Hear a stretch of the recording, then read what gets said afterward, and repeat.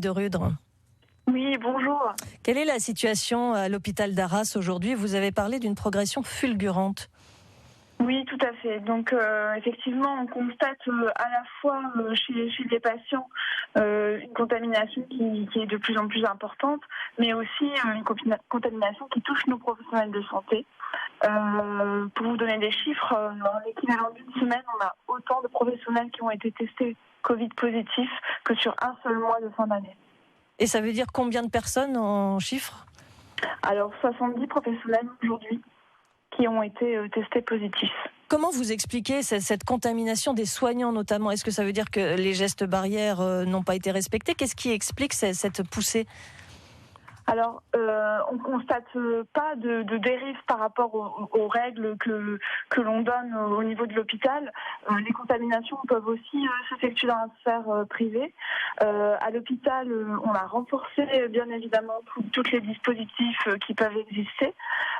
Et puis, nous avons une inquiétude légitime sur la question des variants que l'on dépiste maintenant régulièrement. Pour l'instant, est-ce que vous savez justement, vous avez déjà un retour des analyses, savoir si c'est le variant anglais par exemple qui contamine à la fois les patients et les soignants?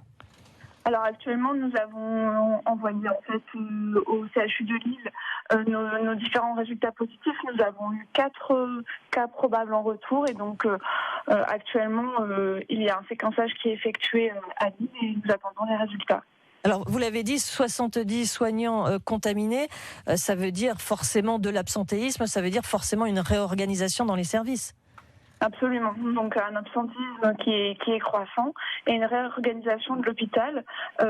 Donc on a décidé à partir de lundi de regrouper les patients au sein d'une même unité Covid qui va comporter 33 lits.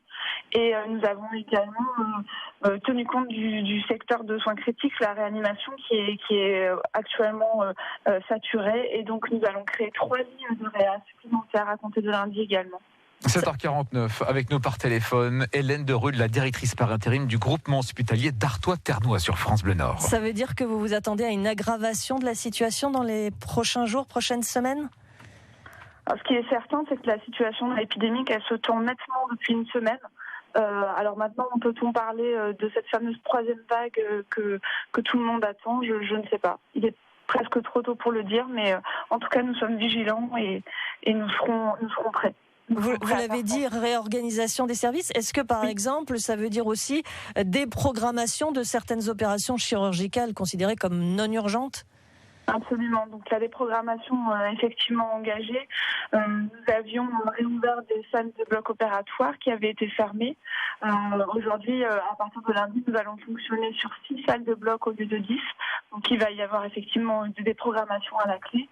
Et également sur le secteur de consultation, ce qui nous permettra de retrouver des ressources paramédicales nécessaires pour faire fonctionner l'unité Covid.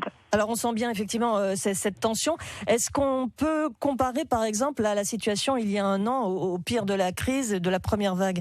Ou est-ce qu'on est vraiment quand même en dessous? On est dans un phénomène nouveau, puisque ce qu'on constate là aujourd'hui, cette progression fulgurante, on ne l'avait pas lors des précédentes vagues. C'était croissant, mais régulièrement.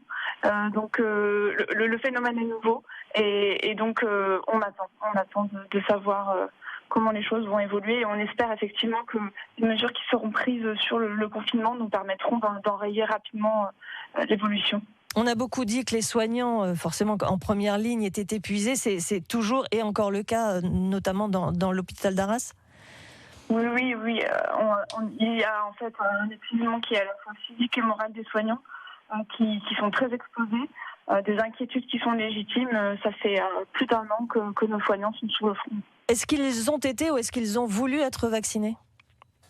Oui. On a eu effectivement un bon nombre de professionnels qui se sont portés candidats. Donc la vaccination a commencé à Arras depuis le 6 janvier. Donc actuellement, nous attendons de pouvoir reprendre le cycle des premières injections. Et ce sera le cas à partir de mercredi prochain. Alors on parle beaucoup d'un nouveau confinement. Pour vous, c'est la solution et elle doit être prise vite? Oui, absolument. Oui, ça nous permettra de stabiliser la situation et de pouvoir prendre en charge au mieux les patients qui arriveront. Merci Hélène de Rudre, vous êtes la directrice par intérim du groupement hospitalier de l'Artois et du Ternois. Merci, bonne journée.